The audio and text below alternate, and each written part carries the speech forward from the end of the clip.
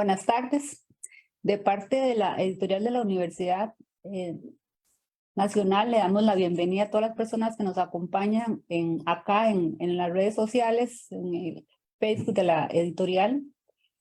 Esta actividad está enmarcada en el 50 aniversario de la Universidad Nacional, a cargo de Fomentando una Cultura Editorial. Este es un proyecto de investigación coordinado desde la Escuela de Ciencias de Literatura y Lenguaje por el señor Mijail Mondol, en coparticipación de la editorial, la Vicerrectoría Adjunta y la Rectoría Adjunta y la Vicerrectoría de Investigación.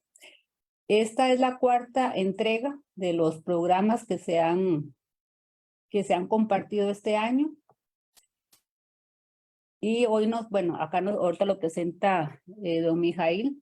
Hoy tenemos el honor de tener a Caro Ramírez, que es un autor de la EUNA.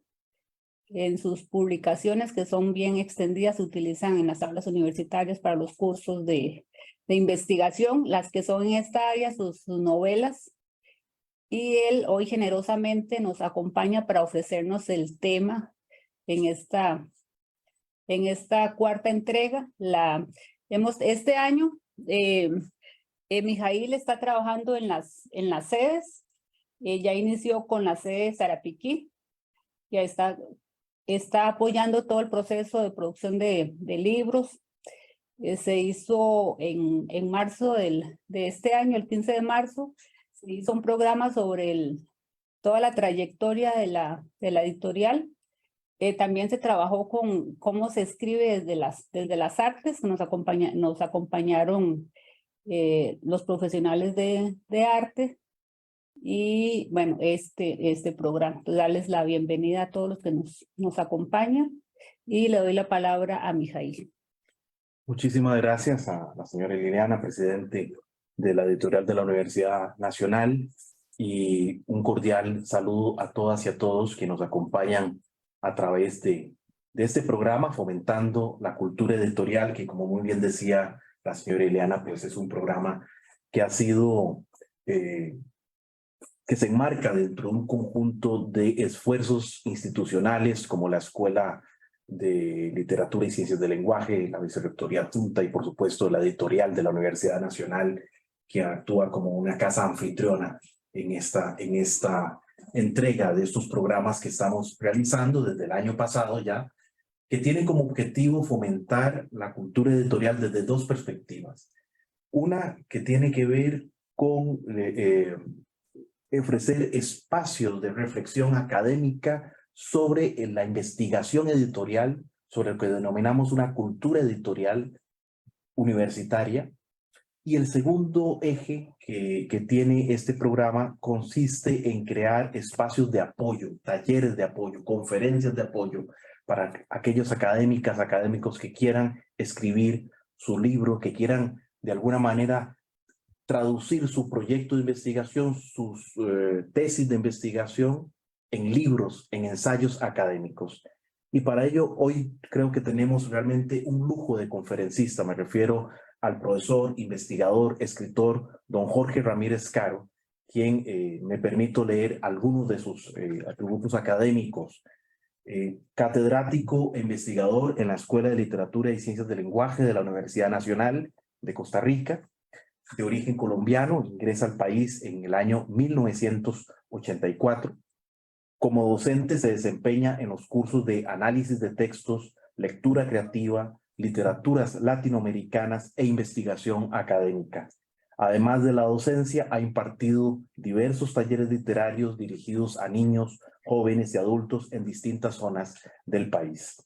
Como escritor e investigador, realmente la obra del profesor Jorge Ramírez es realmente envidiable. Su obra la constituyen los siguientes libros: La máquina de los recuerdos, publicado en el 93, Los rituales del poder, escrito en el año 1997, Sombras de antes, en 1998, Las cenizas del sentido, en 2001, Los juegos del duende, en el 2003, Deudas de olvido, en el 2005, Jinete de sombras, en el 2005, Cómo diseñar una investigación académica, publicado en el 2011, El árbol del bien y del mal, volúmenes 1 y 2, en el 2015, Cómo analizar de todo en el 2016, El racismo entra y sale de la escuela, publicado en el 2018, y en coautoría con la profesora Silvia Solano Rivera, ha escrito y publicado los siguientes libros: Racismo y antirracismo en literatura en el año 2017, Los desafíos del lector en el 2018 y Cocorí racista y Gutiérrez también en el año 2019. También ha publicado más de 50 artículos en revistas especializadas, tanto nacionales como extranjeras. Ha sido además galardonado en varias oportunidades, entre sus premios más destacados, el premio Una Palabra, que ha sido galardonado en 3 ocasiones en narrativa, en el 1993, en 1997 y en el 2004, y en una ocasión en ensayo en el 2018. También es premio editorial Costa Rica en ensayo en el año 99, en 1999, y premio Ateneo de novela de Valladolid en el 2005.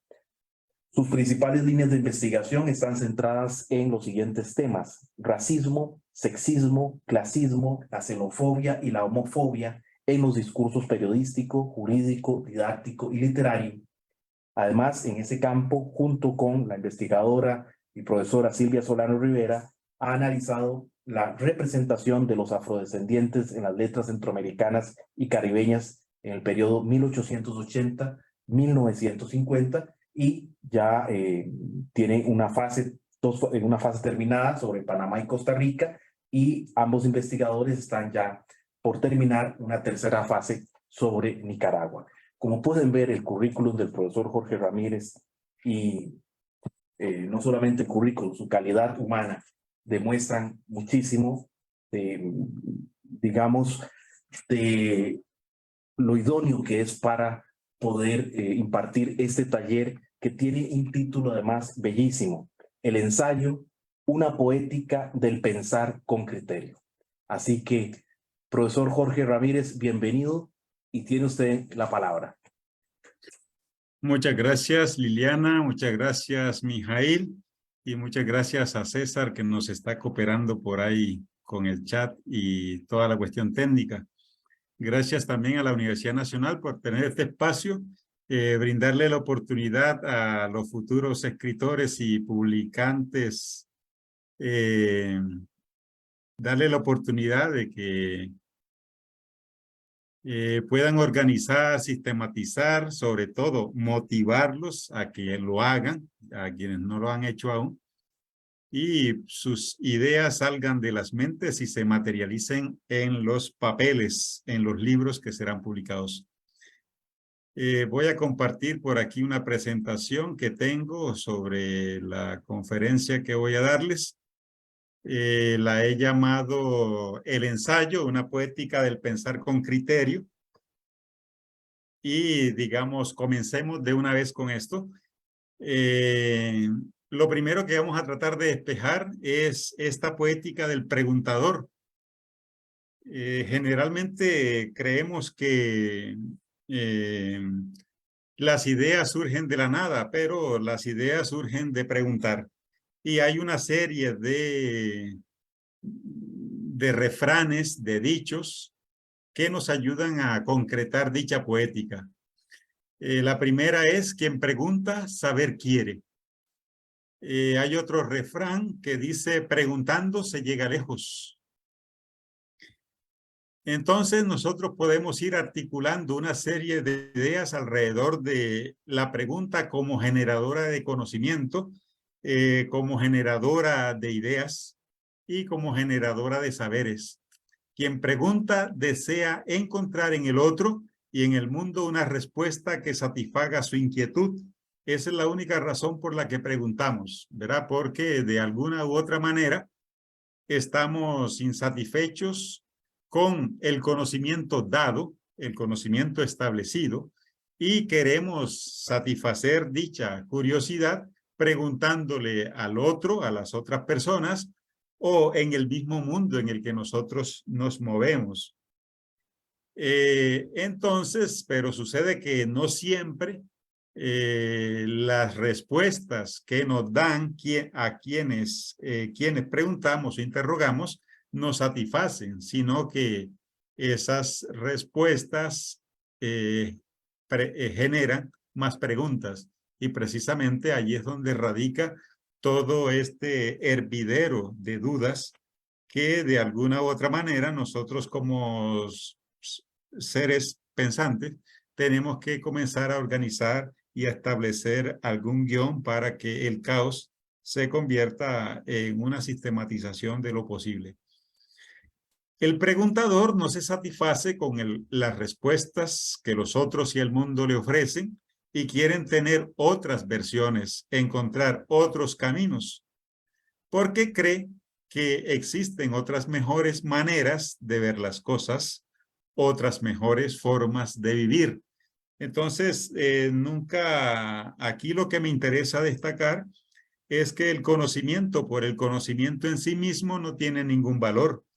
El conocimiento tiene valor cuando es útil, cuando sirve para algo, particularmente para conocer mejor las cosas, conocer mejor a las personas y tener mejores mundos y mejores formas de vivir. Hay una ética en el conocimiento de la cual vamos a estar hablando en el transcurso de la presentación. El interrogador no se complace con la verdad, las verdades dadas o establecidas y vive en actitud de búsqueda, interrogando permanentemente al mundo. La idea principal de toda filosofía es este proceso de maravillarse frente al mundo, asombrarse frente al mundo, decía Aristóteles, pero ese asombro no puede causarnos una mudez, no puede dejar paralizada nuestras maneras o nuestras formas de pensar, sino que la observación al mundo, el asombro, debe ser como un catapultador de ideas, un surtidor de ideas o de saberes que nos ayuden a conseguir respuesta a lo que andamos buscando. Una sola verdad no es suficiente para vivir, ¿verdad? Si una sola verdad fuera suficiente, entonces no existirían tantas ramas del saber, no existirían tantas ciencias o no existirían tantas mentes vendiéndonos una verdad cada una, ¿verdad? Entonces, porque precisamente la vida es más compleja, la realidad es más compleja de lo que nosotros como seres humanos pensantes podemos alcanzar a comprenderla y a explicarla. Con preguntar nada se pierde, ¿verdad? Es otro refrán, entonces uno tiene que estar anuente, armarse de preguntas siempre. Y dice Tagore, Rabindranath, dice, hacer pregunta es prueba de que se piensa. Entonces, hay otra gran cantidad de frases, de ideas sobre esta poética del preguntador, porque precisamente cuando niños, ¿verdad? Es como volver a esa etapa, cuando niños, la primera herramienta con la que comenzamos a abrir el mundo es, ¿qué es eso? ¿Por qué? ¿Para qué? Etcétera. El niño tiene una gran caja de herramientas donde pareciera que solo guarda preguntas y los padres, las personas que están a cargo de él, a veces no terminan de tener una respuesta y el niño es reprimido por preguntón, ¿verdad? Y hay una serie también de refranes o de frases sobre cómo tratar al preguntón, ¿verdad? Pero bueno, la idea es que nosotros despertemos con esta presentación nuestro niño interior y comencemos a interrogar al mundo, a interrogar a las personas y buscar respuestas a las preguntas que tenemos. En cuanto a la poética del pensar, nosotros pensamos con todo el cuerpo. La filosofía occidental nos ha hecho pensar o creer que pensamos solamente con la mente, ¿verdad? Pero la mente es una herramienta del cuerpo, es una parte del cuerpo y pensamos con todo el cuerpo. Por esa razón es que los pensamientos tienen colores, lo cual no es una locura, porque cada quien habla de acuerdo o desde sus preferencias políticas, económicas, sociales, religiosas, etcétera. Y todo eso está impreso en el cuerpo desde el cual nosotros pensamos.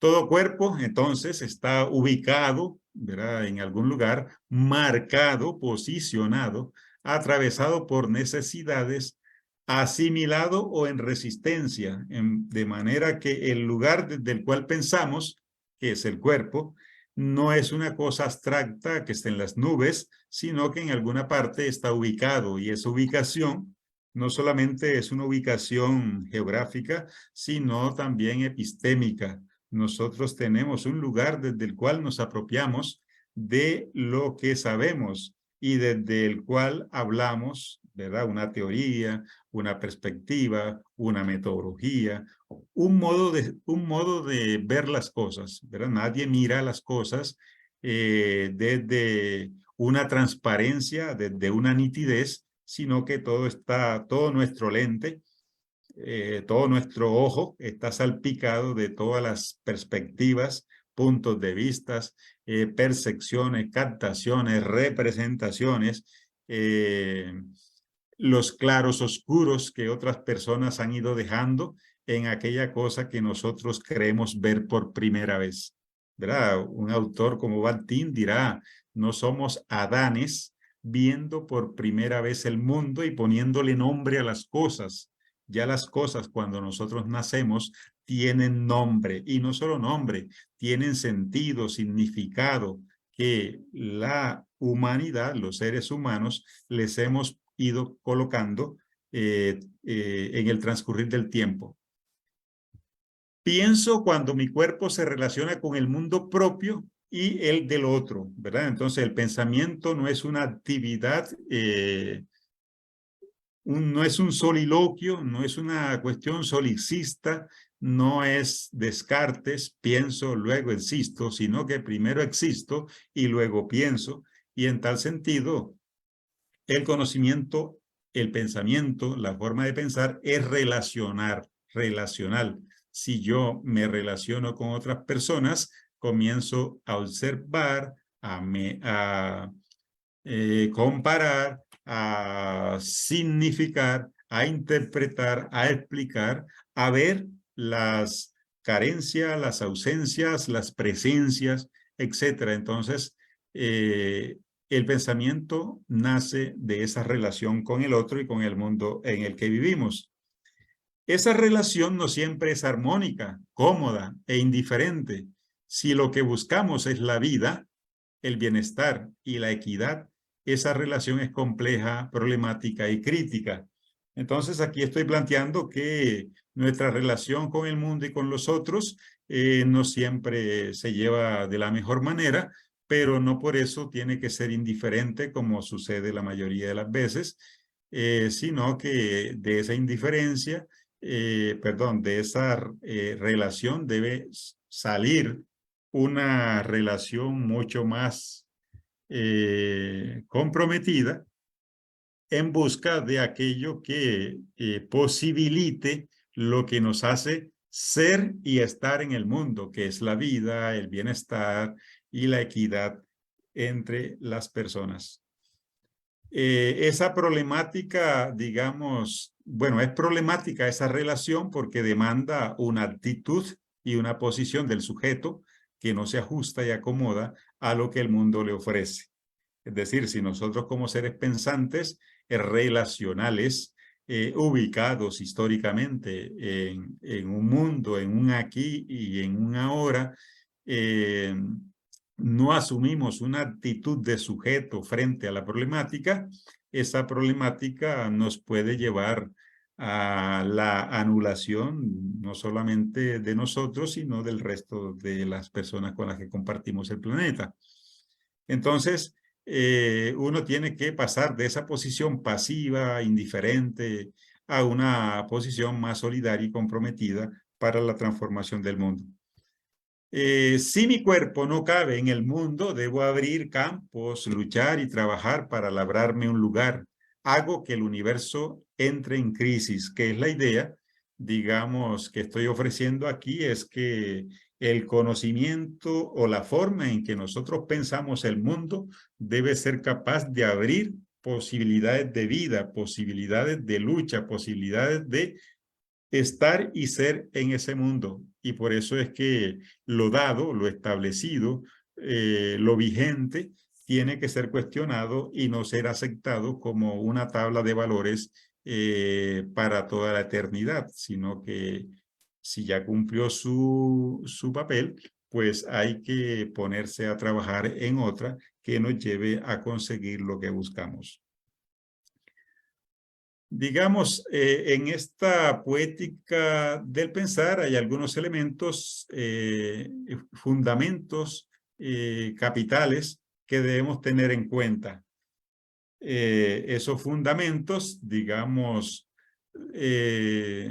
viene de lo que precisamente le voy a ofrecer. Son algunas herramientas que nos ayuden a organizar nuestra manera de pensar. Y aquí les ofrezco algunas ideas en relación con lo que es el ensayo.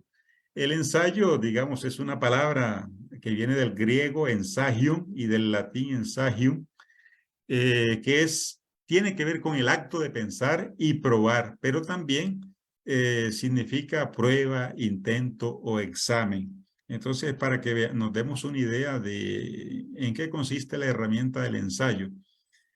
También, digamos, el ensayo, ensayar es intentar, examinar, juzgar, someter a examen a un aprendiz, probar, tratar, poner a prueba o experimentar. También hay algunas otras palabras, algunos otros sentidos que nos llevan a otros significados. Por ejemplo, el sagium tiene que ver con el sagiare, que es pesar o sopesar o examinar, es decir, establecer un examen atento de algo por alguien. En este sentido, el ensayista o ensayar es el quehacer experimental, crítico, evaluativo, centrado en el sujeto que lo realiza y en el proceso de su realización antes que en el objeto exterior que recibe la acción, dice Liliana Weinberg. Entonces, estos dos elementos de ensayo y ensayar tienen que ver con toda una poética, porque, digamos, y para quienes no tienen claro el concepto de poética y en qué sentido lo estoy utilizando, las poéticas tienen que ver con las maneras de decir, el qué decir, el para qué decir y a quién decirle las cosas. Entonces, un ensayo como un género literario tiene que ver con eso, qué decir, cómo decirlo, a quién decirlo y para qué decirlo, que es un asunto del que vamos a hablar más tarde. Más que el mundo libresco, cuenta la experiencia, ¿verdad? El pensador recurre a su experiencia vital o cultural, se nutre de ella y de su situación de sujeto ubicado para examinar, evaluar, reflexionar desde sí la realidad. Y esto es lo más importante del ensayo. Digamos, la mayoría de los teóricos y de la mayoría de los ensayos en los que uno ha leído siempre parten de una realidad muy presente, muy patente, muy materializada en el contexto en el que se ubica el pensador o la persona que escribe ensayo. Y esta persona, para poder, digamos, evaluar, examinar, reflexionar sobre esa realidad, siempre parte de cómo esa realidad lo afecta a él o a ella. Y en tal sentido, procura sacar de su experiencia vital los elementos, los patrones a partir de los cuales mirar la realidad. Y cuando la experiencia vital no le alcanza a explicar, recurre a la experiencia cultural, lo cual quiere decir todo el bagaje de conocimiento adquirido más allá de la experiencia, es decir, el mundo libresco, el mundo cultural, los libros, las revistas, los artículos, todos los componentes con los que uno ha ido apropiándose también del mundo de una manera no directa, sino indirecta. Desde la experiencia vivida se evalúa entonces el mundo. El quehacer práctico hace aterrizar el pensar con tal de que el conocimiento producido sea útil, redunde en beneficio de quien piensa y sus pares. ¿Verdad? Entonces, por ejemplo, yo aquí podría hablar de la experiencia que hemos tenido a la hora de escribir sobre problemas de educación que están plasmados en mis libros El árbol del bien y del mal, o digamos la situación del racismo, que es a lo que más le hemos echado cabeza en esta casa. Y es precisamente de esa situación en la que uno se ha visto afectado por la discriminación de cualquier tipo, y uno dice, aquí hay un problema que resolver, no solamente porque me afecta a mí, sino porque quienes me afectan a mí siguen afectando a otras personas. Y entonces uno comienza a visualizar esa problemática que no es personal, es decir, que no me afecta únicamente a mí, sino que es social y además estructural. Uno dice, ¿cómo hacer para pensar esta situación desde mi experiencia, pero tratando de establecer algunas líneas de reflexión para que redunde en beneficio de otras personas? ¿Verdad? Y esa es la idea que hemos tenido siempre a la hora de abordar la discriminación étnico-racial en las letras, en la prensa, en los chistes, en los textos de estudios sociales, etc.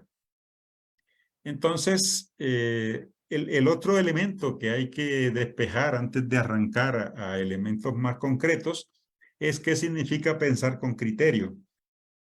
Digamos, cuando uno piensa, y esta es la gran ventaja que tiene el ensayo frente a otros géneros de expresión escrita, en un ensayo puede utilizar una o varias perspectivas para observar, examinar, analizar y poner en crisis un fenómeno o problema que nos afecta en el presente.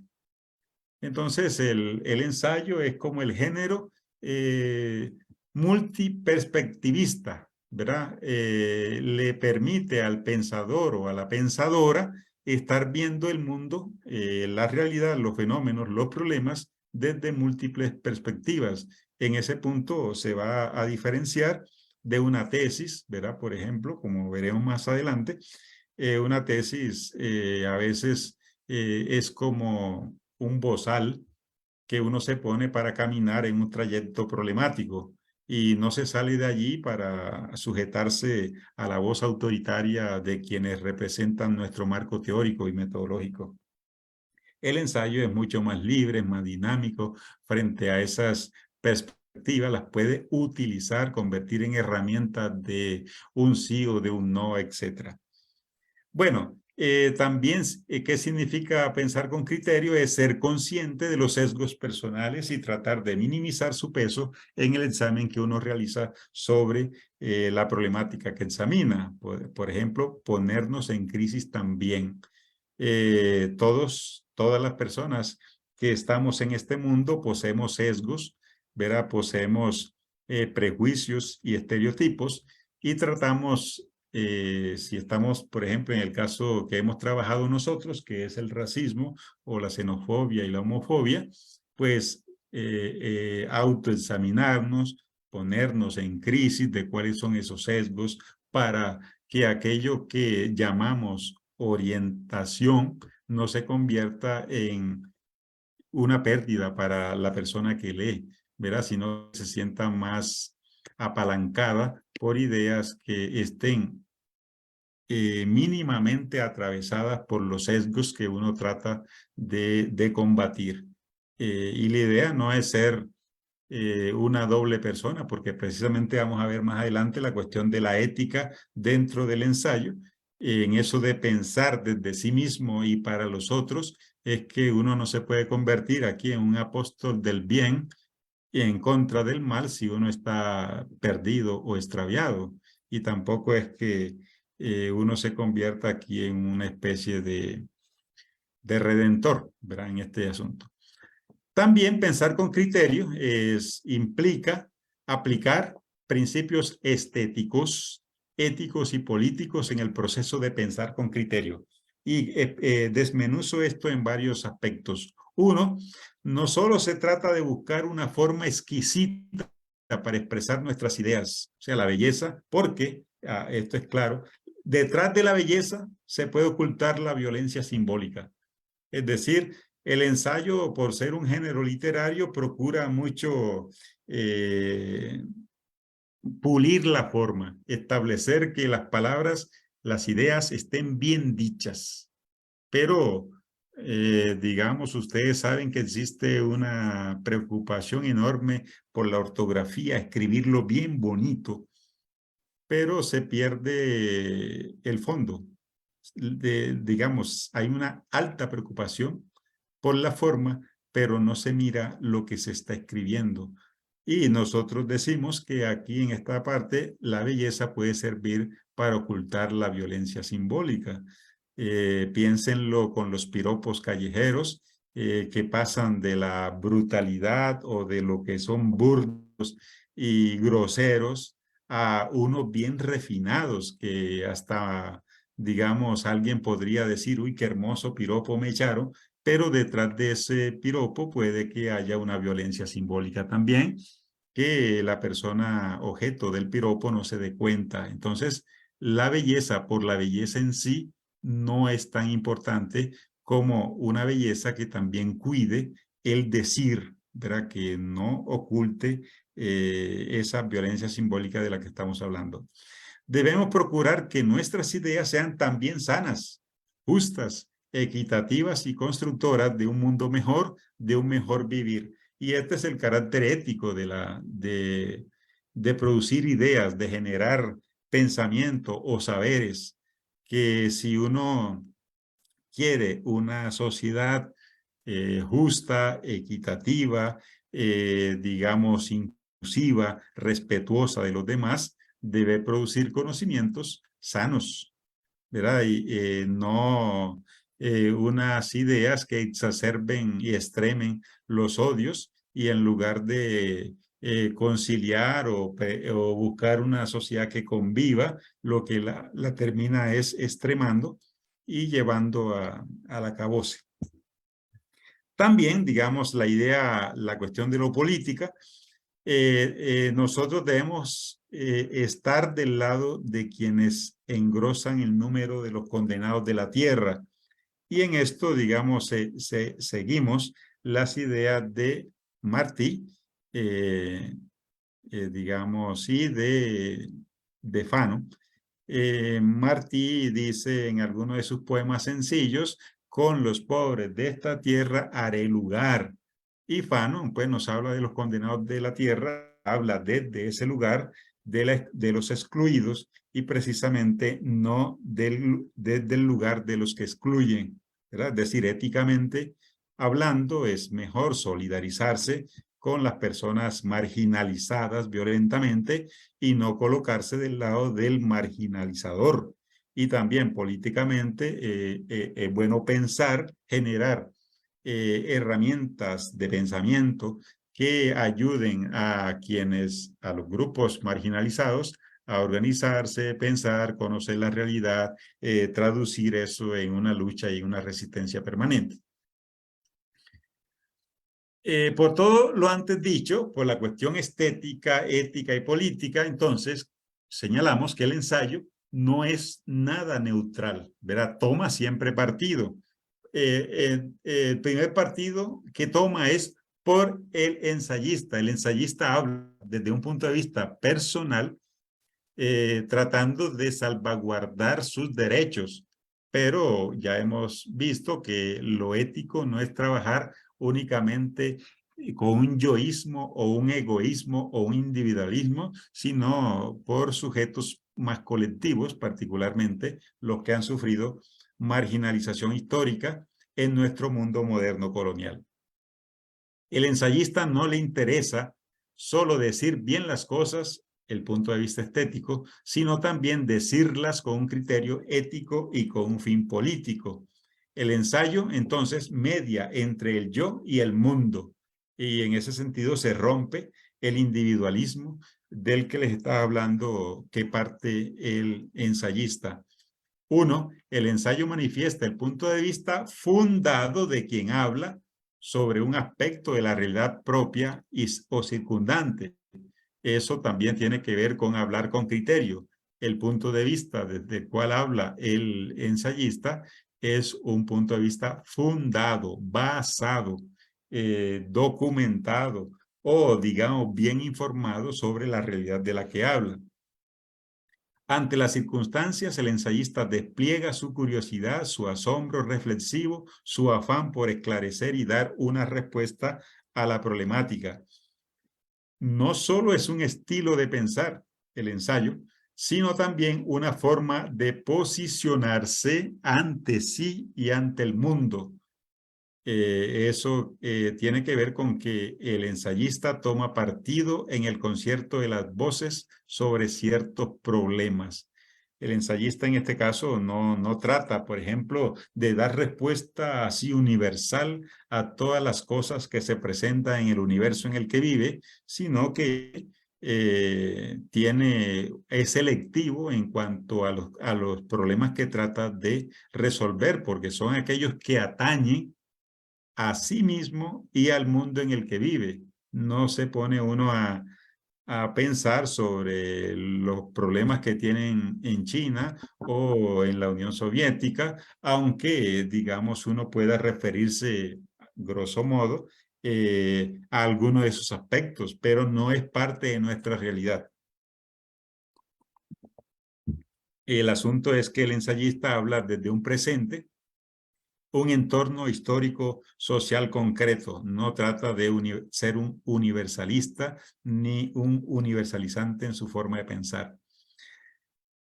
Producir sentido, entonces, no es nada inocente, sobre todo cuando eso afecta nuestro entender y nuestro actuar sobre nosotros mismos y los demás en el mundo.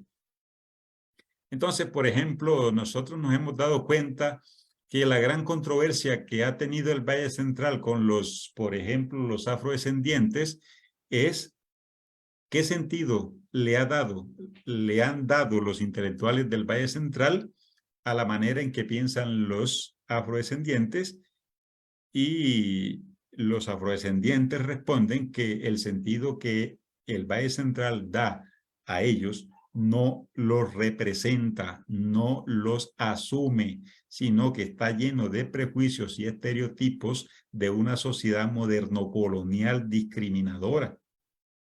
Entonces, el pleito sigue porque los vallecentristas no aceptan que los afrodescendientes produzcan sentido, es decir, digan cómo deben ser entendidas e interpretadas las cosas de la cultura del Valle Central. Y ahí es donde sabrán que el pleito es por establecer quién es el dueño del sentido, porque producir sentido no es inocente, sino que es problemático, es un asunto político, ético y todo lo que quieran llamarlo. Entonces aquí vienen algunas ideas, digamos, a propósito de la imagen que les propongo ahí, de este diente de león. Hay muchas ideas que se pueden ir con un solo soplo, ¿verdad? Entonces, para que esas ideas no se nos vayan, no se nos escapen, porque la mente nuestra es muy débil, no somos un Funes el memorioso. Entonces, lo mejor es materializarlas en el papel. En una ocasión, un compañero en Bogotá me pidió que escribiera la introducción a un ensayo que él llamó "Cómo materializar el saber", ¿verdad? Entonces, lo que les voy a hablar viene de esa presentación. Todos tenemos una idea sobre nosotros mismos, los otros y el mundo en que vivimos, ¿verdad? Deberíamos prestar atención no solo a de dónde vienen esas ideas y cómo se han quedado a vivir en nosotros, sino también qué repercusiones tienen en nuestro modo de ser, pensar y actuar. Pero entonces nosotros tenemos que ser bien claros en relación con esto, porque, digamos, lo primero que hay que pensar es reflexionar es, ¿somos lo que somos gracias a las ideas que nos han vendido, pensamos como pensamos gracias a las ideas que nos han vendido, o actuamos como actuamos gracias a las ideas que nos han vendido. Si al examinar eso resulta que nuestro ser, nuestro pensar y nuestro actuar es problemático, entonces debemos cuestionar el molde, o sea, las ideas madres desde las cuales fuimos educados.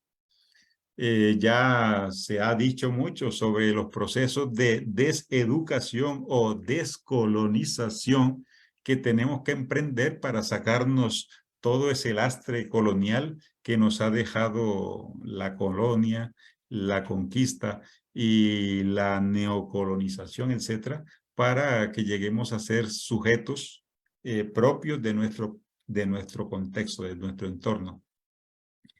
Entonces, yo digo aquí que existen dos fuentes principales de saberes: nuestra experiencia vital y nuestra experiencia cultural. Yo le he llamado en otro momento, en otro libro, en Las cenizas del sentido, los he llamado nuestra experiencia vital y nuestra experiencia artística o estética, ¿verdad?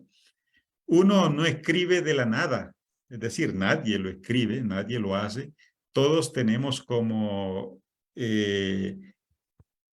alguien que nos tutorea desde la experiencia en que hemos vivido. Y esa experiencia es la que ayuda a organizar nuestro vivir, nuestro pensar, nuestro actuar, nuestro ser. Pero también existe la otra fuente que son de saberes, que son la experiencia cultural, que es lo que hemos ido aprendiendo en los procesos de socialización en la escuela, en el colegio, en la universidad, en el contacto con los libros, en el contacto con los medios, con las artes, ¿verdad? De todo eso nos hemos ido empapando. Entonces, cuando vamos a escribir, todo va a estar mediatizado por estas dos experiencias. De estas dos fuentes sacamos lo que pensamos de sí, de los otros y del mundo, y lo que los otros piensan de nosotros, los otros y el mundo, porque no somos nosotros los únicos que de aquí para allá, de la dirección de mí hacia afuera, pensamos de los otros, sino que los otros también, devolviéndonos en una relación dialógica, piensan también algo sobre mí, ¿verdad? Ese pensar está mediado por estas dos experiencias. ¿Cómo mediar entonces entre esos dos universos? Y aquí es donde yo les cuento algo sobre cómo fue que aprendí yo a estar muy atento a lo que pasaba en el mundo. Y aquí rememoro y les brindo homenaje a un profesor de exégesis y hermenéutica que tuve, Juan Stan. Él decía, si quieren ser buenos lectores, buenos intérpretes y buenos explicadores del mundo, deben estar oído atento, papel y lápiz en la mano y un cerebro rumiante. Bueno, lo del cerebro rumiante lo he agregado yo, pero aquí no es que los estoy tratando de vacas a nadie, sino que la capacidad de pensar de todo sujeto humano es un repensar, un rumiar sobre todo lo acontecido en la experiencia vital como en la experiencia cultural. Entonces, lo que les estoy señalando aquí es que los oídos, los ojos, el tacto, el gusto, el olfato, es decir, todos nuestros sentidos deben estar abiertos para lo que pasa en el mundo y para que eso que pasa en el mundo no pase desapercibido y se lo lleve el viento, como la imagen que tengo aquí a la derecha, ese diente de león, para que no nos quedemos con la varita pelada, tener papel y lápiz, es decir, apuntar la idea. El consejo de mi profesor era: tengan papel y lápiz en mano y cada vez que puedan, piensen, mediten aquel problema que escucharon, aquello que fue disonante al oído, asombroso para el ojo, brusco para el tacto, con un tufo así raro y que era de mal gusto. Por eso implico aquí todos estos sentidos. Para que ustedes piensen, ¿verdad? Hay que tener las antenas abiertas. Bueno, ese es el primer paso, ¿verdad?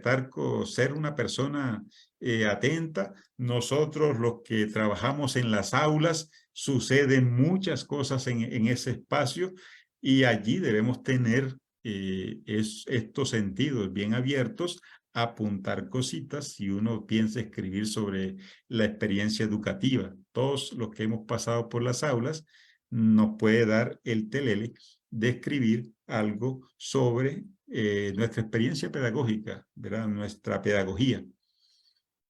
Seguimos con la poética anterior. Quien se entiende a sí mismo, al otro y al mundo puede contarle a los demás su forma de entender los problemas, ¿verdad? Entonces no sabe solo sabe quien puede contarle a los otros cómo llegó a saber, que es la experiencia vital. Entonces nosotros debemos poner en práctica este proceso, entendernos a nosotros, entender al otro, entender el mundo, para contarle a los demás.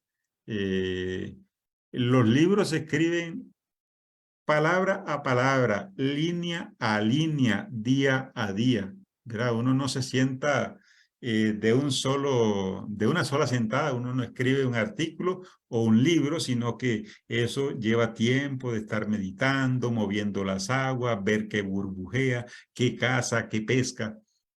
Eso lleva tiempo y a veces son pequeñas ideas que uno va escribiendo en un papelito, las va poniendo por ahí. Yo acostumbro a tener una agenda en la que escribo todos los días, hago esquemas de ideas o de posibles textos que voy a escribir y a veces ni los volteo a ver, sino que sigo escribiendo y al final tengo un montón de papeles, un montón de ideas que digo, bueno, ¿y esto qué va a ser? ¿Va a ser una novela? ¿Va a ser un cuento? ¿Va a ser un libro? ¿Va a ser un ensayo? ¿Va a ser un artículo? Entonces, pero todos los días, por lo que la experiencia vital me hace aflorar y mi contacto con la experiencia cultural, yo digo, lo pueden causar por este rumbo. Este modo de saber lo puedo poner en contacto, en diálogo con otras formas de saber, frente a las cuales armonizar, distanciarse, polemizar, rebatir y alcanzar un mejor esclarecimiento, que es, digamos, la experiencia vital. Aquí estoy hablando de lo que les dije en la lámina anterior, las dos fuentes. La experiencia vital nos puede dar toda la problemática, toda la temática, todos los elementos que uno padece como sujeto histórico con otras personas, y la experiencia vital, perdón, la experiencia cultural le puede decir a uno, mira, fulano, mengano y perencejo han abordado este problema, lo han articulado de este modo. Pero ya sabemos que cada quien pone por escrito sus propias experiencias con este mismo proceso de establecer una relación íntima entre la experiencia vital y la experiencia cultural. Entonces, como mi experiencia no es repetible, o sea, no la sufre otra persona de la misma manera, yo lo cuento desde mi punto de vista, desde mi perspectiva, desde mi modo de ver las cosas. Cuando exponemos lo que sabemos, buscamos afectar a quien nos escucha o lee. Entonces, la idea es que pretendemos, si es informar, orientar, hacer pensar o actuar a quien nos vaya a escuchar. Eso estoy diciendo con esto, que cada vez que uno escribe, tiene en cuenta la audiencia, el lector, a quien va dirigido lo que uno escribe y qué quiere, en qué quiere incidir, en darle información, en orientarle, en darles consejos, en qué, ¿verdad? En persuadirlo, convencerlo, o simplemente quiere compartir uno como ensayista lo que sabe. Bueno, Nadie habla inocentemente. Todo lo que uno dice de alguna u otra manera afecta al otro. Lo mejor es tener bien claro a quién va dirigido y con qué finalidad. Nacido de la experiencia vital, atravesado por la experiencia libresca, el ensayo es una herramienta para ordenar o sistematizar lo pensado sobre nosotros, los otros y el mundo que nos rodea. Para dar a conocer lo que pienso, siento, interpreto y creo de mí, del otro y del mundo, puedo echar mano a todos los modos de expresar ideas, porque el ensayo es un híbrido, ¿verdad? Y la mayoría de los especialistas sobre este género señalan que el ensayo cabalga entre la ciencia y la literatura, ¿verdad? Ese carácter de hibridez le permite hacer de todo, desde citar fuentes, citar a otros autores o recurrir a recuerdos, a sueños, a anécdotas y digamos, donde se ponga de manifiesto las propias vivencias personales de el que escribe. Todo eso es válido en el ensayo porque es un género que tiene esa cualidad, es demasiado dúctil, demasiado maleable, moldeable, ajustable a la necesidad que uno quiere. Bueno, viene lo que he llamado el corazón de la poética. ¿Qué hacer con lo que se sabe, con la experiencia, con lo que la experiencia nos ha enseñado? Entonces, hay varias cosas. La escritura es la desembocadura de las ideas, es decir, escribir es un acto segundo. Nadie escribe sin saber qué va a decir, ¿verdad? Es decir, esto que quiero que quede claro, la escritura es una desembocadura. Es un acto segundo, porque uno primero piensa, ¿verdad? Rumia, reflexiona, medita y luego dice, esta es una buena idea que no hay que dejar ir y comienza a escribirla, comienza a sacarle punta al lápiz y granear poquito a poco en el papel. Entonces, primero hay que ejercer la vivencia, la observación, la sospecha, la pregunta, la indagación. Es decir, cosechar lo que se va a decir, porque nadie da lo que no tiene, como dice el refrán. Y vean que yo he tratado de comenzar con refranes, que es el conocimiento común y corriente, y he citado muy pocas fuentes, digamos, especializadas en el asunto, porque ese es mi estilo, ¿verdad? No estar abrumándolos con una serie de autores. Al final les voy a dejar una bibliografía. Entonces hay que cosechar lo que se va a decir. Lo segundo es, después vienen los actos segundos, es decir, cómo decirlo. Lo primero lo podemos, el punto uno es, para escribir hay que saber qué decir, ¿verdad? Para decírselo en esos términos. Y después, una vez que ya yo sepa lo que voy a decir, busco la forma, cómo decirlo. Es decir, la dimensión estética del decir que se resuelve en el manejo de estrategias compositivas y expositivas. Esas formas, cuantas más claras y precisas, mejor será el enunciado. Entonces, vamos por pasos. Primero, para escribir hay que saber qué decir. Después que se tenga que decir, busco la forma, es decir, cómo decirlo.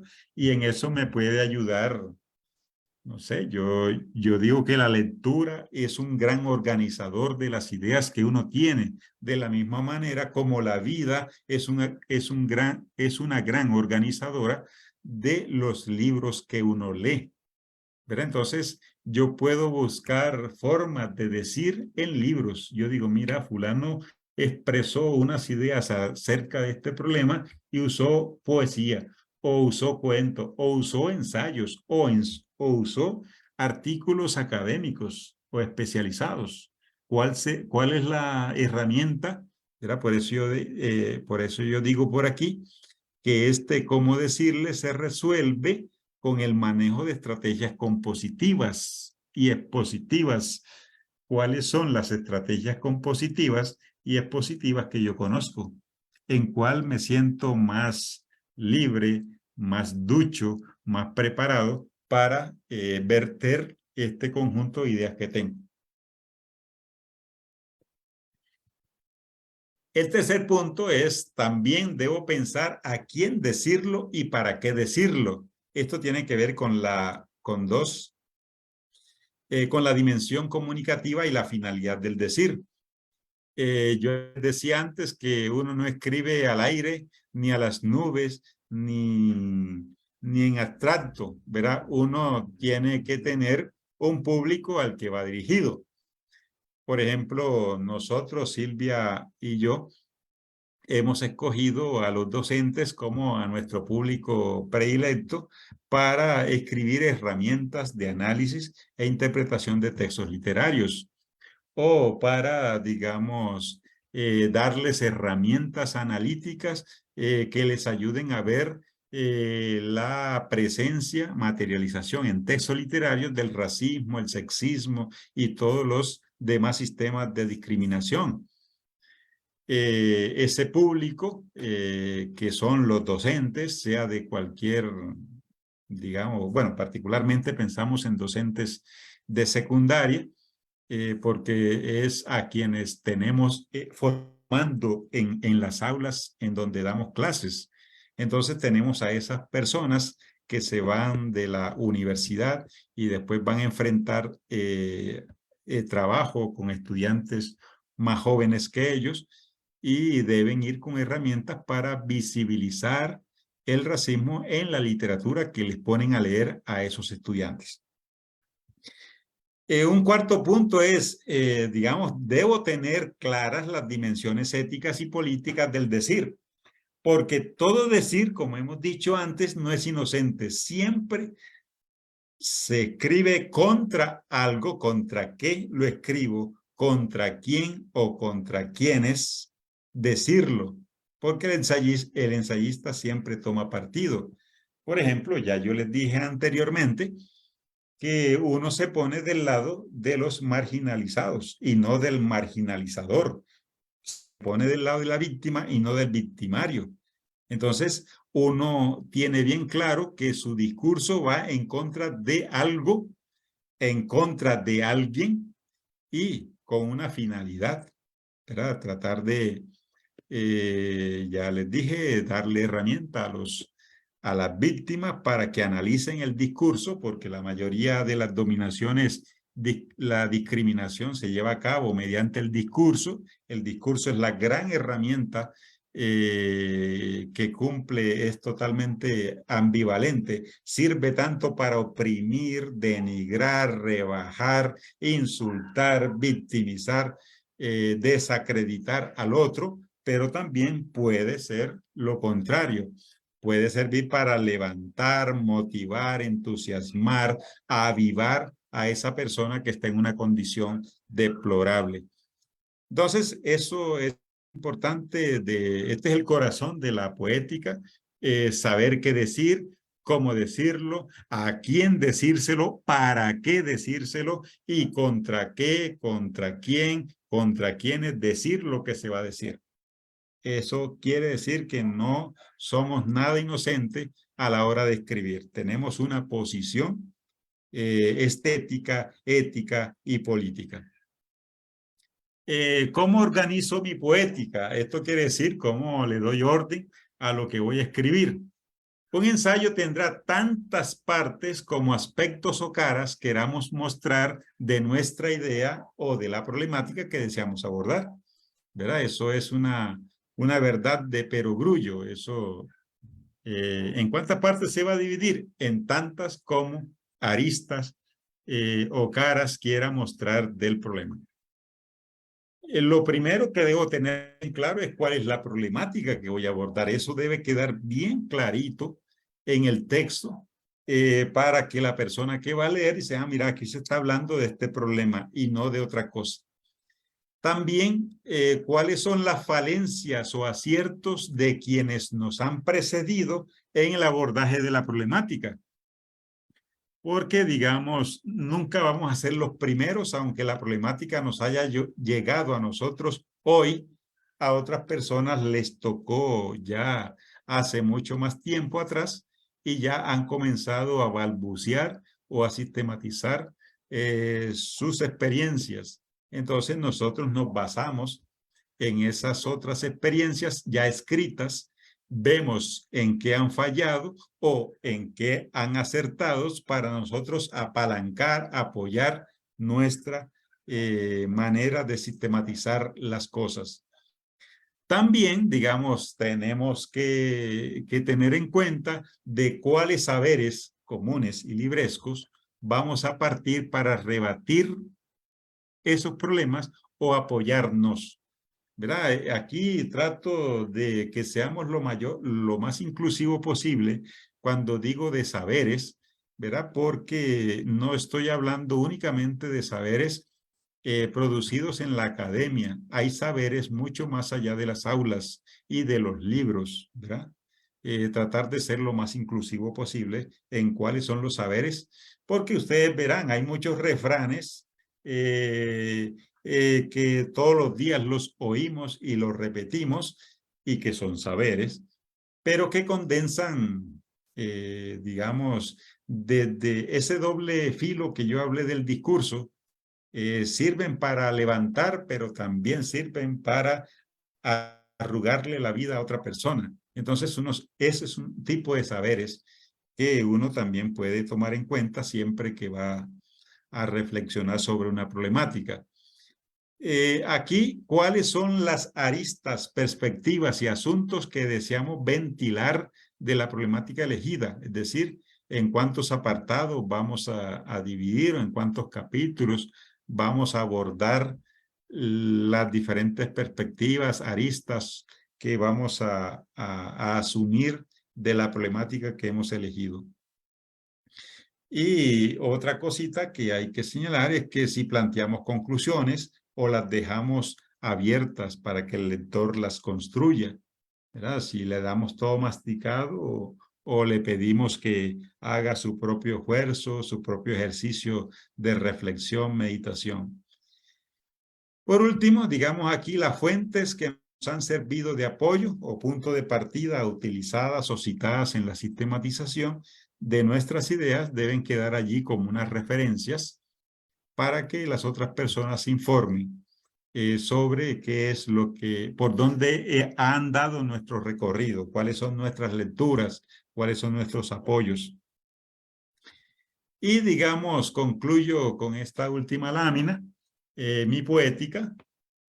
Todos pensamos, pero no todos escribimos lo pensado, razón por la cual no sabemos cómo pensamos. Y aquí no es una retahíla ni un trabalenguas, ¿verdad? Porque el proceso mismo de escribir ayuda a pensar lo pensado, ¿verdad? Y cuando nosotros hemos escrito, nos damos cuenta cómo pensamos.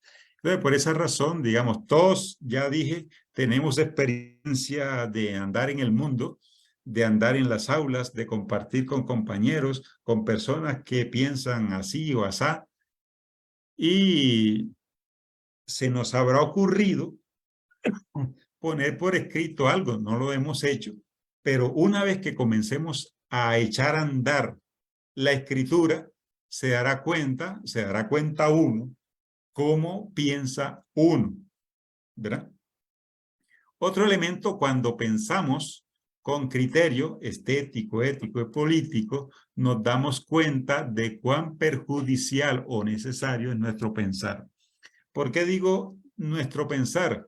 Porque si pensamos con esos criterios, uno se habrá dado cuenta o se dará cuenta que todo lo que he dicho, todo lo que he pensado, no ayuda a nadie, sino que perjudica.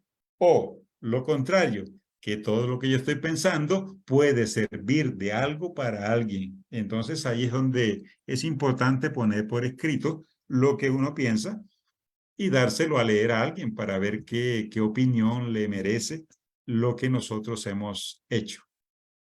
Cuando ponemos por escrito ese pensar con criterio, tenemos la oportunidad de repensarlo, analizarlo, reescribirlo, reforzarlo y reorientarlo, ¿verdad? Porque La mejor manera de uno autoexaminarse es leyéndose.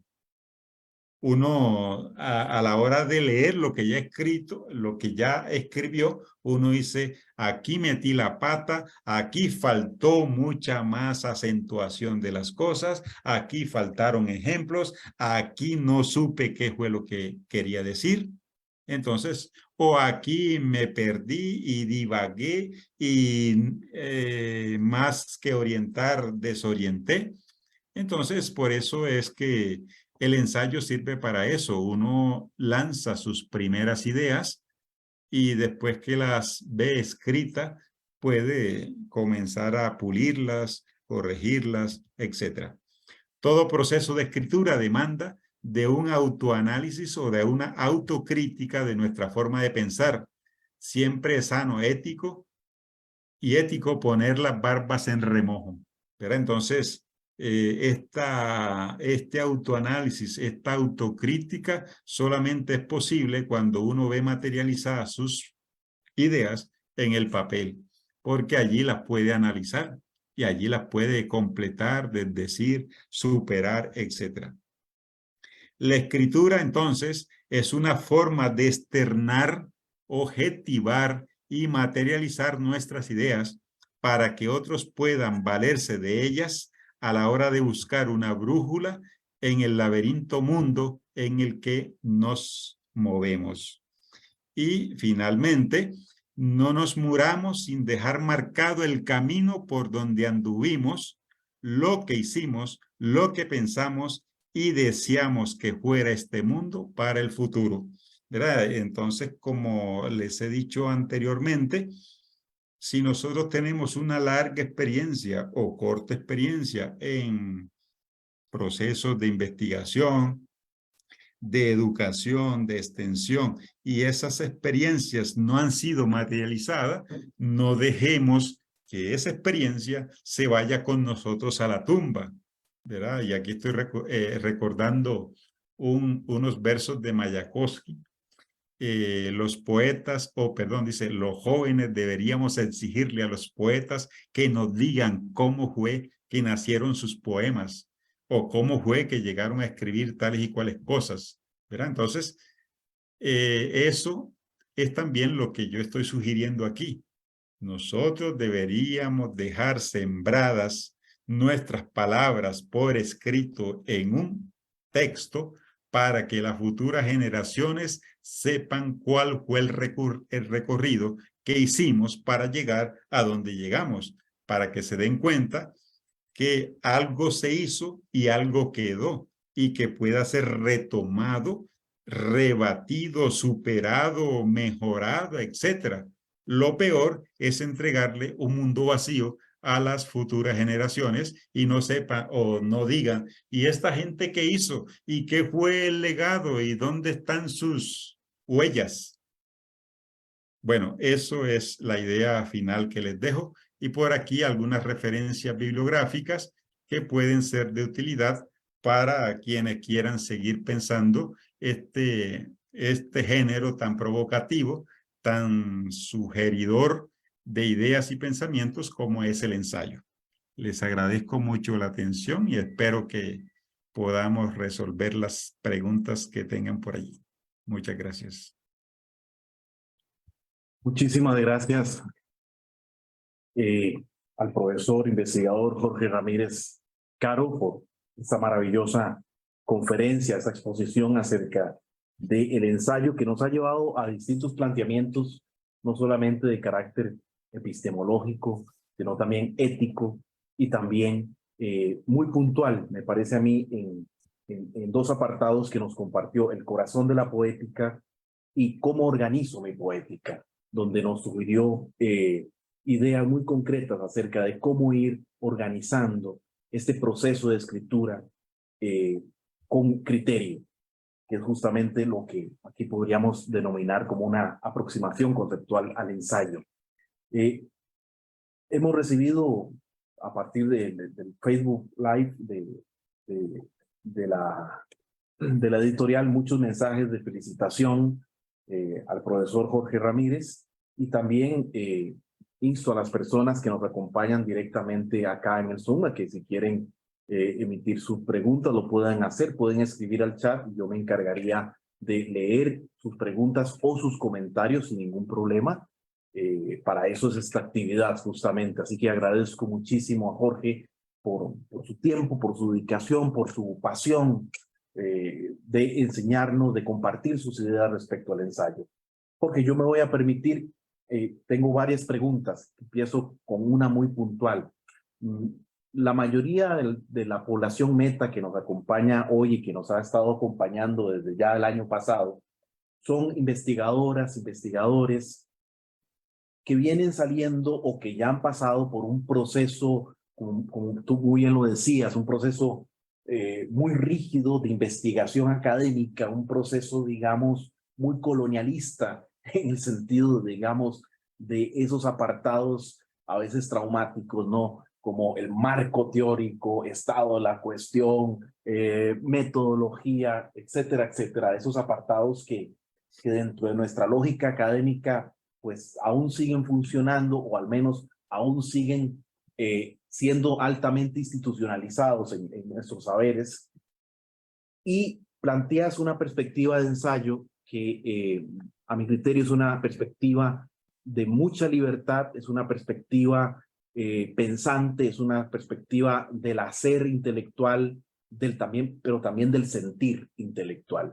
En ese sentido, Jorge, ¿qué consejos, qué recomendaciones darías a estas personas que vienen de un modelo de investigación muy rígido, muy institucionalizado, evidentemente por fines académicos muy prácticos, pero que quieren convertir ese tema de investigación, esa inquietud que decías al principio, que tienen ya esa pregunta de alguna manera ya consolidada, pero que quieren convertir ese producto de investigación en un ensayo? ¿Qué consejos, digamos, nos darías al respecto? Bueno, muchas gracias. La primera cuestión que me llama la atención a mí es la cuestión de la extensión. Digamos, hay ideas que ocupan más de un libro, o un libro no alcanza para una idea. Y a veces uno, por no saber cómo distribuir esa idea, no sabe en cuál es el envase en la cual va a caber. Puede que yo hable muy metafóricamente, pero me voy a explicar. Digamos, el primer consejo es tratar de asumir todas las diversidades expositivas, argumentativas que uno pueda dominar para decir lo que haya que decir. Y eso, digamos, el punto siguiente es, bueno, el primero sería, si ya tengo lo que voy a escribir, el siguiente punto es cómo lo voy a decir. Entonces yo puedo comenzar a desgranar. Yo siempre que escribo, voy a hablar de la experiencia que yo tengo, siempre que voy a escribir, yo lo que hago son esquemas.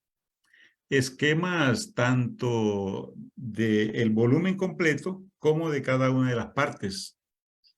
Y si ya yo tengo toda la información, colocar todas las fichas, todos los elementos posibles que me ayuden a la redacción. Entonces yo siempre trabajo con borradores escritos a mano, ¿verdad? Yo jamás tomo nota en la computadora. La computadora la tengo yo con una herramienta ya para sistematizar, para darle el toque final al proceso de escritura. Pero para mí, no dejaré, no abandonaré esta oportunidad de escribir siempre a mano, en cuadernos y amontonar cuadernos. Y digamos, una vez que ya yo tengo el conjunto de ideas, sistematizar, hacer esquemas muy puntuales y comenzar a redactar. La redacción puede que uno necesite la ayuda de fuentes especializadas, ¿verdad? Que ya están previstas en el momento en que ya yo hice el borrador. Entonces uno tiene que ir incursionando, metiendo esas fuentes. Y hay un consejo muy necesario que señalar y es del fundador del género allá en el siglo XVI. Montaigne decía que hago que otros digan lo que yo no puedo decir también. No cuento mis préstamos, los sopeso. Es decir, uno a la hora de recurrir a fuentes otras, no es la cantidad de fuentes lo que acredita mi conocimiento, sino el haber sopesado aquellas que yo ocupo para decir mejor lo que yo quiero decir. Es decir, yo tengo que instrumentalizar las fuentes que utilizo, que digan lo que yo quiero decir, claro, sin alterar el texto, porque eso también tiene sus problemas. Un tercer consejo es tratar de, bueno, si ya tienen algo armado como una tesis,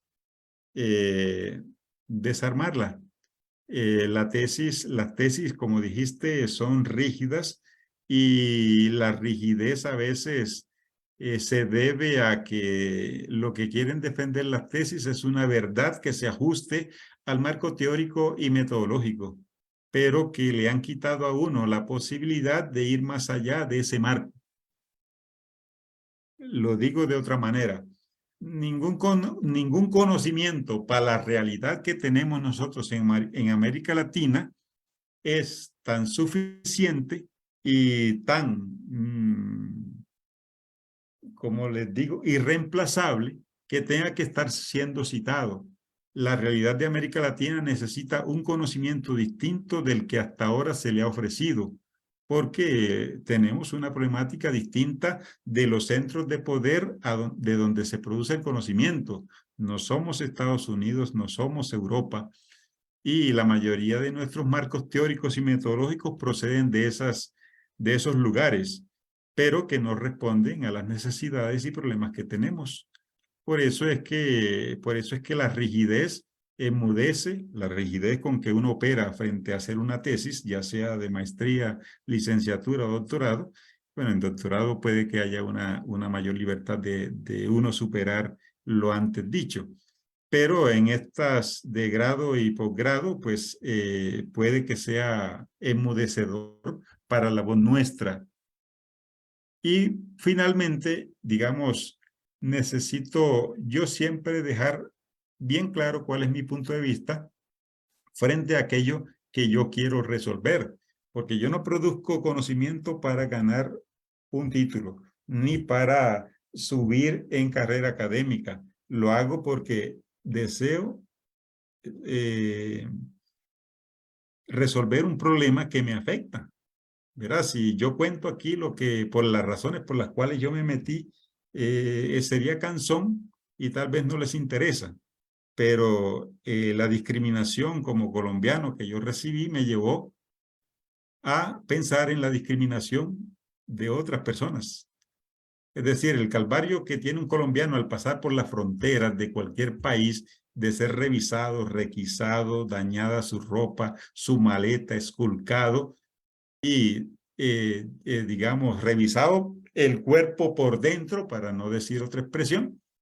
Eso es, y vivir en un país donde digamos, se gloriaba de tener los derechos humanos a la máxima expresión y respetar. Yo me sentía una basura humana, como decía la publicidad de aquellos años. Entonces, yo decidí en un momento en que ya ese atropello no lo podía seguir callando. Y yo comencé a destapar esta situación. Vuelvo a mi punto. Yo tengo que dejar clara cuál es mi posición frente a la problemática que estoy planteando. No me la puedo inventar, ¿verdad? Porque es muy fácil. Ay, escojan un tema y hablen de cualquier cosa. No, no me estoy inventando un tema. No estoy viendo fantasmas donde no hay fantasmas. Estoy, como dije en esto, desde mi propio cuerpo experimentando no solo el dolor, sino el saber que ese dolor me está produciendo y yo necesito buscar cómo expresarlo. Y busco las mejores maneras de que el modo en que lo diga también llegue a concientizar a otras personas. Y por eso hemos buscado el ensayo didáctico como la estrategia más apropiada para llegar a otro público, ¿verdad? Porque me gusta que la gente vea cómo nosotros llegamos al conocimiento, cómo producimos una lectura, una interpretación, y no así el pensar demasiado alto, como suele ser en otro tipo de expresiones. Esas serían algunas ideas. Muchísimas gracias, Jorge. Comparto el siguiente comentario de Evelyn Vargas Hernández, que nos acompaña y dice así: muchas gracias por esa revisión filosófica y pragmática del ensayo. A don Jorge Ramírez, gracias por las ideas y por compartir su valiosa experiencia. Y a la EUNA por la oportunidad de aprender cada día más. Muchísimas gracias, Evelyn, por su comentario. Y proseguimos. También tengo otro par de preguntas más a don Jorge Ramírez. Me preguntaba también acerca de en esta, vamos a ver, en esta transformación de un proceso de investigación a la libertad y a la posición política que debe manifestar un ensayo, ¿qué elementos consideras, Jorge, que se deben o que debemos aprender a sacrificar? Sobre todo, digamos, cuando hacemos ese proceso de tesis y tenemos ese estado de la cuestión tan amplio, muchas veces, o algún aspecto metodológico, algunas partes tenemos que suprimirlas en beneficio de que la escritura sea mucho más fluida y no opacar ese pensamiento que estamos labrando, que estamos artesanando en la escritura. ¿Qué consideras? ¿Cuáles son los aspectos más potenciales de sacrificar dentro de un proceso de escritura ensayística? Digamos, las tesis y los artículos académicos se mueven dentro del manejo de lo que yo llamo, digamos, tanto la tesis como los artículos, en cuanto a la teoría y el método, son muy rígidos y siempre son elementos de primer orden, ¿verdad? En cambio, el ensayo es mucho más dinámico y variado y ese aparato crítico, teoría y método, es secundario. Entonces, lo que uno le ha costado en 2 años armar un marco teórico y una metodología que la ha pulseado, es lo que hay que sacrificar, porque precisamente eso tal vez no le importa a la gente, sino los resultados. Puede que uno en el proceso de escritura, de reescritura de su texto, deje algunos elementos fundamentales o básicos para orientar por dónde va el asunto o cómo, en qué sentido entiende uno las cosas.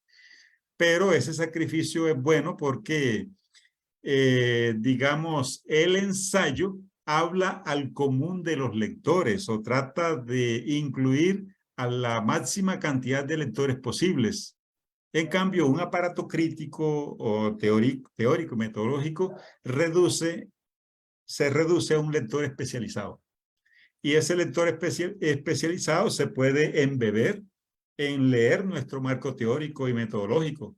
Pero un lector que necesita que las cosas vayan al grano y que le expliquen la situación, necesita consumir los resultados.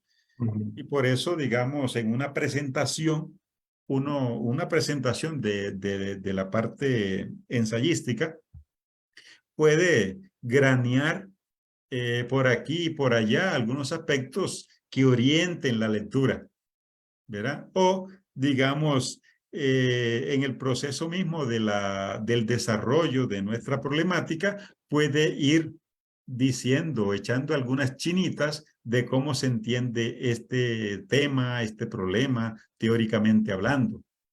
Por dónde va la discusión, qué han dicho algunos. Para eso, digamos, bueno, a mí siempre me ha llamado la atención los ensayos de Mariátegui.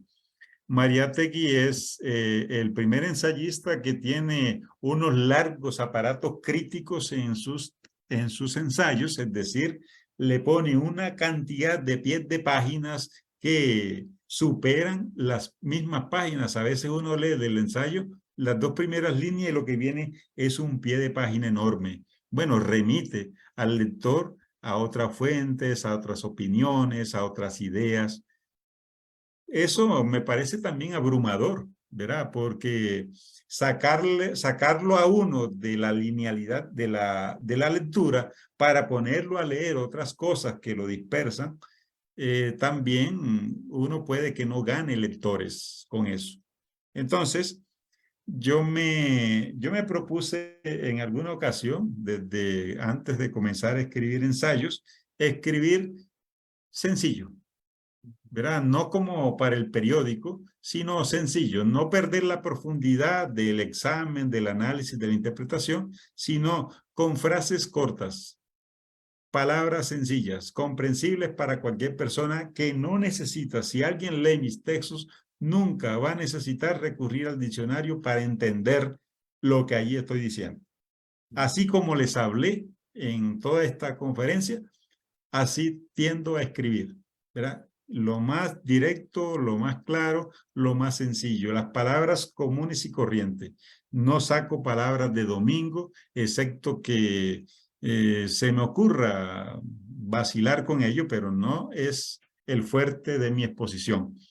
Entonces uno tiene que recurrir a estas estrategias más sencillas y más humildes para comunicarse con las personas, y el marco teórico y metodológico no ayuda en eso. Jorge, muchísimas gracias. Viendo nuevamente el Facebook, tenemos otros saludos realmente muy positivos en relación con la actividad de hoy. Yo tengo, por razones de tiempo, tenemos que ir cerrando, pero tengo también una pregunta final, si me lo permites, que es la siguiente. ¿Qué papel o qué función tiene para una persona que quiere escribir un ensayo la lectura de otros ensayos? Es decir, ¿en qué medida ese acto de escritura ensayística debe estar precedido por una buena disposición lectora hacia otros modelos ensayísticos? ¿Cuál ha sido tu experiencia al respecto y qué nos aconsejas en relación con esto? Bueno, gracias. En mi libro que se llama Los Juegos del Duende, explico los procesos de escritura y, digamos, algunos de los consejos que no di yo, sino que los recibí de los lectores, de las lecturas que hice, decían: si quieres escribir novela, lee novela. Si quieres escribir cuento, lee cuentos. Si quieres escribir poesía, lee poesía. Y si quieres escribir ensayos, lee ensayos. Yo voy un poquito más allá. Si yo quiero escribir ensayos, leo de todo, ¿verdad? Porque, como dije en alguna de las láminas, el ensayo es un género híbrido. Y no solamente se encarga de consumir ideas para ver cómo extraigo yo las mías. Yo he explicado en los 2 libros, uno que se llama Las cenizas del sentido y Los juegos del duende, este proceso de lectura. El texto, cuando uno lo lee, se convierte en un anzuelo que pesca las ideas que uno tenga, independientemente si el texto que leo es poesía, es cuento, es novela, es teatro o es ensayo. Siempre va a pescar una idea. El asunto es que yo sepa cómo traducir, en qué género quiero traducir la idea. Porque yo he terminado escribiendo cuentos leyendo poesía o oyendo una canción, ¿verdad? Y he terminado escribiendo teatro leyendo ensayos. Entonces, no hay una correspondencia en que yo tenga que ver en el género en el que quiero escribir. Claro, si yo quiero ver cómo otras personas estructuran, organizan las ideas, yo digo, bueno, sé cómo se hace un poema, que es libre a cómo me va saliendo. Pero, ¿y cómo se hace un ensayo? bueno, hay estructuras muy rígidas que introducción, desarrollo y conclusión, que eso es lo que tradicionalmente nos ha enseñado la retórica, pero puede que yo lo organice de otra manera. Y puede que, digamos, tome una estructura teatral. Primer acto, ¿verdad? Y pongo la problemática. Segundo acto y llevo a la persona al clímax. Y el tercer acto y veo como, ve, el teatro me sirve para estructurar el ensayo. Entonces, no por querer escribir ensayo, la lectura del ensayo me puede ayudar definitivamente. Yo creo que en este punto hay que tener mucha apertura y consumir de todos los géneros y que a uno le salga el que quiera. Eso sí, yo dije ahí que las herramientas compositivas y expositivas uno las escoge. ¿En cuál me siento más capacitado para exponer? Bueno, yo sé que la Universidad Nacional, particularmente la editorial, no va a publicar un texto que es poema, pero que es presentado como ensayo. Y ya sabemos lo que pasa en el libro este de Borderland, de Ansaldúa. Es un ensayo donde hay poemas, hay canciones, hay chistes, hay de todo. Este texto de La Nueva Mestiza es un texto mestizo, ¿verdad? Donde confluyen allí todos los ingredientes y componentes culturales de la realidad en la que vive esta personaje, Gloria Ansaldúa. Entonces uno tendría que tener el hijo, ¿verdad? Que quiera tener, pero sin mutilarle el alimento que le puede dar forma, ¿verdad? Entonces, esas son mis ideas en relación con eso que me has preguntado. Pues muchísimas gracias al profesor investigador Jorge Ramírez Caro por, repito, su generosidad, su tiempo y sobre todo compartir su experiencia, no solamente como investigador, sino también como escritor, y ese impulso también hacia la creatividad que convoca un género como el ensayo. De nuestra parte, de parte de la editorial de la Universidad Nacional, de parte del programa Fomentando la Cultura Editorial, les recordamos que esta conferencia va a estar subida a disposición de todas y de todos en el micrositio web que tenemos de Fomentando la Cultura Editorial. Es muy fácil acceder, simplemente ustedes se ubican en la página de Facebook, de la página web de la editorial de la Universidad Nacional, y hay una pestañita donde dice Fomentando la Cultura Editorial. Allí tenemos a disposición de toda la comunidad las conferencias que hemos realizado desde el año pasado y prontamente tendremos la conferencia del profesor investigador Jorge Ramírez.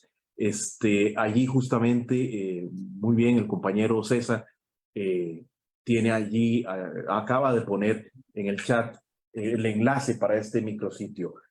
También de parte de la presidente Diana Araya, también les manda sus respectivos saludos. Ella, por asuntos de reuniones laborales, tuvo que irse por un momento, pero manda también sus saludos y felicitaciones al profesor Jorge Ramírez. De mi parte, Jorge, nuevamente, muchísimas gracias. No sé si quieres decir algunas palabras finales. Sí, agradecido nuevamente por la invitación. Gracias por este espacio y haberme invitado. Gracias por las personas que comentaron y me agradecen la participación mía también. Yo les agradezco montones que se hayan atrevido a participar y espero que les haya servido de algo, haya sido de algún provecho lo que he planteado por acá. Muy amable, muchas gracias y buenas tardes, Mijail.